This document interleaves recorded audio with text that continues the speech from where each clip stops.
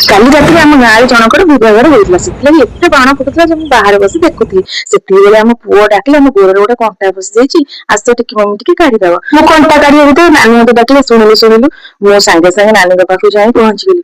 ମୁଁ କହିଲି କଣ ହେଲା ନା ଗ୍ୟାସ୍ ସରିଗଲା। ମୁଁ କହିଲି ହଉ ରୁହ ମୁଁ ସାଙ୍ଗେ ସାଙ୍ଗେ ଗ୍ୟାସ୍ ଟାକୁ ଲଗେଇ ଦଉଛି। ନାନୀ ମତେ କଣ ପାଇଁ ଡାକିବାର କାରଣ କହିଲେ, କାରଣ ନାନୀଙ୍କ ଏଇ କ୍ୟାବ୍ ଟା ଉଠେଇ ପାରନ୍ତି ନାହିଁ ସେ, ସେଥିଲାଗି ମୁଁ ଆସିଲି। ଯେହେତୁ ଗ୍ୟାସ୍ ସରିଗଲା ତରକାରୀଟା ତ ଆଉ ହେଇପାରିବନି, ଅଧା ରହିଗଲା, ତ ସେଥିଲାଗି ଗ୍ୟାସ୍ ଟାକୁ ସାଙ୍ଗେ ସାଙ୍ଗେ ଆମେ ଲଗେଇଦେଲୁ। ଆଉ ପନିର ତରକାରୀଟା ବି ସୁରୁଖୁରୁରେ ହେଇଗଲା। ଆପଣ ମାନଙ୍କୁ କାହାକୁ ସବୁ ପନିର ତରକାରୀ ଖାଇବାକୁ ଭଲ ଲାଗେ କମେଣ୍ଟ ମାଧ୍ୟମରେ ନିଶ୍ଚିନ୍ତ ଜାଣିବେ। ତ ଆପଣ ମାନେ ଦେଖୁଥିବେ ଆମ ରୋଷେଇ ଘରେ ଗୋଟେ ପଣସ ଏଇଠି ଥୁଆ ହେଇଛି, ଏମିତି ବାସ୍ନା ହଉଛି ଘର ମହକି ଯାଉଛି। ସେଥିଲାଗି ତାକୁ ଆମେ ଆଜି କାଟିବାକୁ ପଳେଇ ଆସିଥିଲୁ। ଆଉ ନାନୀ ବସିକି ଛୁରୀରେ କାଟୁଥିଲେ। ମୁଁ ସେଇଥିପାଇଁ ତାଙ୍କୁ ଚିଡେଇବାକୁ ଟିକେ କହୁଥିଲି, ନାନୀ ଆଜି ତମର ହଉଛି ବାର୍ଥଡେ, ତମେ ହଉଛ ପଣସ କେକ୍ କାଟୁଛ ହେଲା। ସେଥିଲାଗି ନାନୀ ମତେ ହସିଲେ, କହିଲେ ପଣସ କେକ୍ କାଟୁଛି। ତ ସାଙ୍ଗମାନେ ଆପଣ ମାନଙ୍କୁ ପଣସ ଖାଇବାକୁ ଭଲ ଲାଗେ? ଯାହାକୁ ସବୁ ପଣସ ଖାଇବାକୁ ଭଲ ଲାଗେ ତା କମେଣ୍ଟ ମାଧ୍ୟମରେ ନିଶ୍ଚିନ୍ତ ଜଣେଇବେ। ଜୟ ଜଗନ୍ନାଥ।